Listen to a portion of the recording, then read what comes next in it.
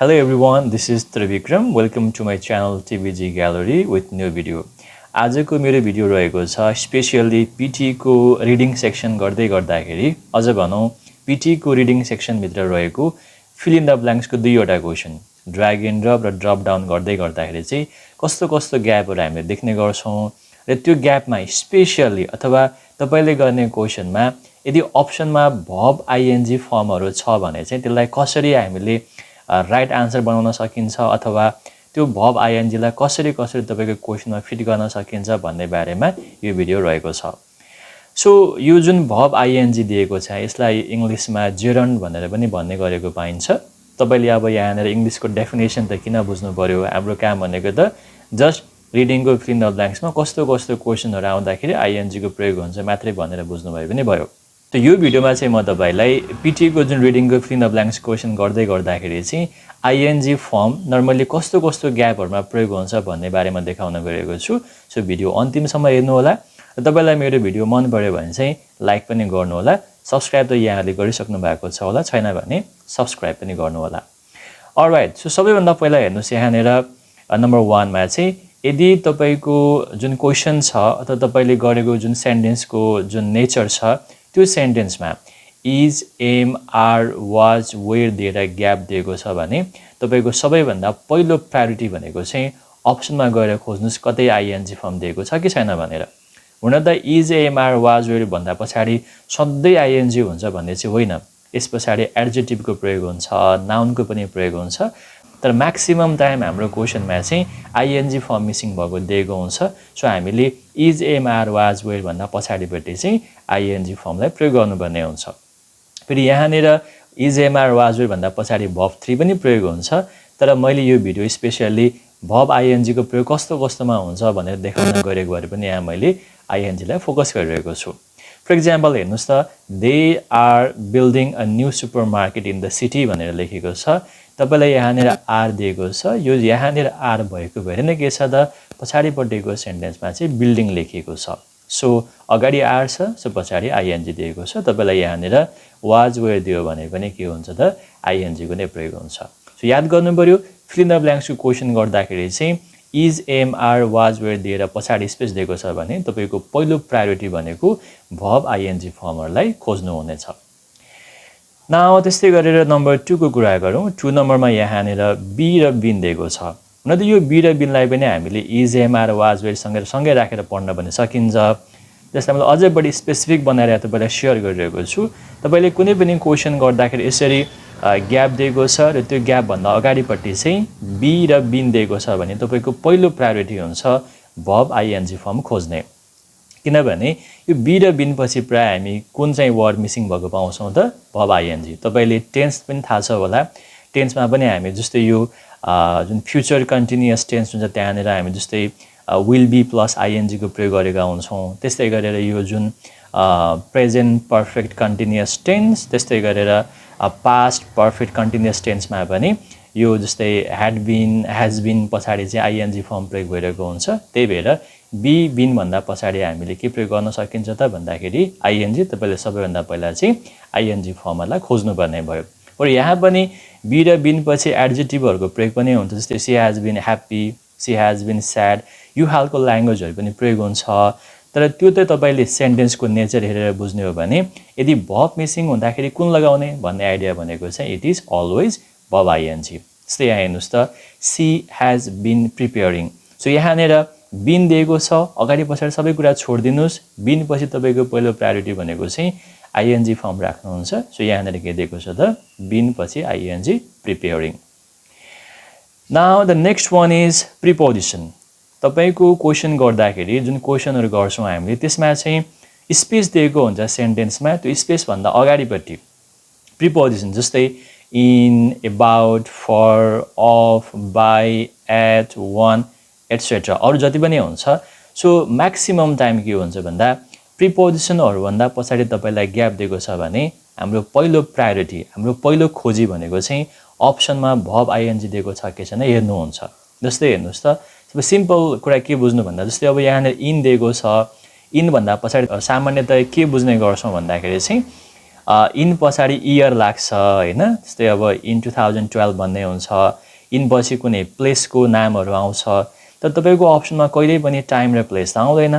भनेपछि के आउन सक्छ भन्दाखेरि चाहिँ त्यहाँनेर आइएनजी भने त अरु पनि अप्सन्सहरु हुन सक्छ क्वेशनमा त क्वेशनको नेचर हेरेर अप्सनमा दिएको वर्ड हेरेर हामीले अरु पनि गेस गर्छौं तर हामीले सिम्पल के बुझ्नु पर्यो भने प्रिपोजिसन पछाडी ग्याप आएको छ भने सबैभन्दा पहिला चाहिँ आइएनजी खोज्नु पर्छ है भनेर प्लानिङ गर्नुस् छ भने त भेटिहाल्नुहुन्छ तपाईले आन्सर त पाइहाल्नुहुन्छ भएन भने पनि कम्तिमा तपाईले आन्सर त फिल्टरिङ गर्नुभयो नि त तपाईको एलिमिनेसन स्ट्र्याटेजी त काम लाग्ने हुन्छ यसरी गर्नु भए पनि हुन्छ जस्तै यहाँ हेर्नुस् त he has an interest in हेर्नुस् त he has an interest in भन्दा पछाडी ग्याप दिएको छ त्यही भएर यहाँ के लागेको छ हामीले becoming प्रयोग गरेका छौं यसरी तपाईले प्रिपोजिसन भन्दा पछाडी ग्याप दिएको छ भने तपाईको पहिलो प्रायोरिटी भनेको चाहिँ आइएनजी भएको वर्डहरु खोज्नुहुन्छ त्यही भएर तपाईले आन्सर मिलाउन सक्नुहुन्छ नाउ अर्को कुरा गरौँ नम्बर 4 मा तपाई यहाँ देखिरहनु भएको छ कुनै पनि verb भन्दा पछाडी ग्याप दिएको छ भने तपाईको पहिलो खोजी हुनुपर्छ अप्सनमा आइएनजी लागेको वर्डहरु खोज्ने जस्तै हामी हुन त यो verb पछाडी सधैं आइएनजी लागेको वर्ड मात्रै हुन्छ भन्ने त होइन तर म्याक्सिमम टाइम अब तपाईलाई सधैं अलवेज भन्ने रुल्स त किन लाग्नु पर्यो हामीले गर्ने क्वेशन मिले त भइहाल्छ हामीलाई दैट्स व्हाई verb कुनै पनि फर्मको verb भन्दा पछाडी तपाईलाई ग्याप दिएको छ भने तपाईको पहिलो चोइस भनेको आइएनजी फर्म फलो गर्ने भन्ने हुन्छ जस्तै यहाँ हेर्नुस् त my sister started preparing PTE from last month जस्तो यहाँ नेर started दिएको छ यो verb दिएको छ यस पछाडी कुन वर्ड छ यहाँ नेर आइएनजी फर्म दिएको छ सो तपाईले कुनै पनि verb भन्दा पछाडी ग्याप दिएको छ भने चाहिँ सबैभन्दा पहिला अप्सनमा प्रिपेयरिङ अथवा आइएनजी फर्मलाई खोज्नु पर्ने भयो अब यसको के एक्सेप्सनल केसहरु पनि हुन्छ जस्तै यो माथिपट्टि प्रिपोजिसन दिएको यसको पनि के एक्सेप्सनल केसहरु हुन्छ अब तपाईले सबै त्यो एउटै भिडियोबाट बुझ्नुहुन्न मेरो अरु पनि भिडियो हेर्नु होला त्यही भएर च्यानललाई सब्स्क्राइब पनि गर्नु होला है सो यसको अरु पनि एक्सेप्सनल केस चाहिँ म तपाईलाई अब आउने भिडियोमा पनि शेयर गर्दै जाने छु अहिलेलाई के बुझ्नु भन्दाखेरि चाहिँ तपाईलाई कुनै पनि verb भन्दा पछाडी ग्याप दिएको छ भने सबैभन्दा पहिला चाहिँ आइएनजी खोज्नु पर्छ भनेर आइडिया हुनुपर्ने भयो so verb in any form भन्दा पछाडी के हुन्छ त आइएनजी तपाईको पहिलो चोइस हुन्छ यो खोज्नु पर्यो देन नाउ नेक्स्ट वन भनेको चाहिँ यहाँ हेर्नुस् त 5 नम्बरमा space at the beginning of a sentence र समटाइम चाहिँ स्पेस आफ्टर कमा तपाईले क्वेशन गर्दाखेरि चाहिँ सेन्टेन्सको सुरुमै ग्याप दिएको छ भने सायद त्यहाँनेर के हुन्छ त आइएनजी फर्म हुने सम्भावना बढी हुन्छ त्यस्तै गरेर सेन्टेन्समा तपाईलाई कमा दिएको छ कमा भन्दा पछाडी ग्याप दिएको छ भने त्यहाँनेर पनि के हुन सक्छ भन्दा आइएनजी फर्म आन्सर बन्न सकिरहेको हुन्छ so space at the beginning of sentence र स्पेस आफ्टर कमा तपाईको पहिलो खोजी भनेको चाहिँ आइएनजी फर्ममा हुनु पर्यो जस्तै यहाँ हेर्नुस् त सुरुमै के छ त भन्दा स्पेस दिएको छ सो यहाँ के प्रयोग गरेको छ हाम्रो आन्सर अथवा वर्ड चाहिँ ग्रेजुएटिङ छ so graduating from university is not easy तपाईले प्रयोग गर्नुहुन्छ जस्तै अब कुकिङ इज माई हबी भन्नुहुन्छ होला हैन playing football is my hobby भन्नुहुन्छ होला so travelling is my hobby भन्नुहुन्छ होला सो सेन्टेन्सको फर्स्टमै ग्याप आउँदाखेरि प्राय हामी के खोज्ने गर्छौं भन्दा चाहिँ आइएनजी फर्मलाई खोज्ने गर्छौं फेरि यसको पनि केही जस्तै अरु पनि यसको कन्डिसनहरु हुन्छ जस्तै अब कमा भन्दा पछाडी यो स्पेस भन्दा पछाडी कमा आयो भने फरक कुराहरु प्रयोग हुन्छ यहाँनेर तर अहिले के बुझ्नु भन्दाखेरि चाहिँ जो सेन्टेन्सको फर्स्टमा ग्याप दिएको छ भने त्यहाँनेर पनि आइएनजी वाला वर्डहरु चाहिँ प्रयोग गर्नुपर्छ भनेर बुझ्नुपर्ने भयो so this is another idea to use ING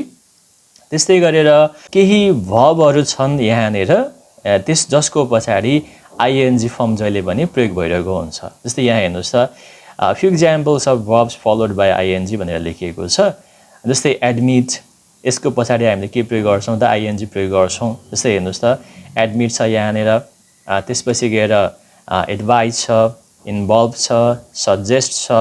stop छ सो यो वर्डहरुको पछाडी हामी जहिले पनि के प्रयोग गर्छौं त भन्दाखेरि चाहिँ ing वाला वर्डहरुलाई फलो गर्नुपर्ने भयो then after avoid deny recommend त्यसपछि गएर mind love यो खालको वर्डहरु यो खालको भर्बहरु भन्दा पछाडी तपाईलाई क्वेशनमा स्पेस दिएको छ भने त्यहाँ पनि हामीले आइएनजी भएको वर्डहरुलाई फलो गर्नुपर्ने भयो देन आफ्टर यहाँनेर जस्तै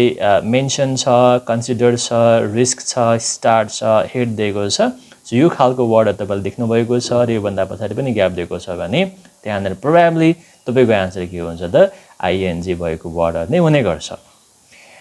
अलराइट सो यो भिडियोमा यति नै सो यहाँनेर मैले जनरली रिडिङको फिल इन द ब्ल्याङ्क्स गर्दाखेरि चाहिँ आईएनजी वाला फर्महरु अथवा जेरन्डहरु कस्तो कस्तो कन्डिसनमा प्रयोग हुन्छ भनेर चाहिँ शेयर गरेको छु आई होप तपाईलाई निकै इफेक्टिभ लाग्यो होला अब तपाईले क्वेशन गर्दा यसरी नै आफ्नो आन्सरहरु चाहिँ खोजेर ट्राई गर्नु होला आई गेस तपाईको धेरै भन्दा धेरै आन्सरहरु मिल्छ होला all right so this much see you in the next video तपाईलाई मेरो भिडियो मन पर्यो भने लाइक गर्नु होला एन्ड डेफिनेटली प्लिज सब्स्क्राइब पनि गर्नु होला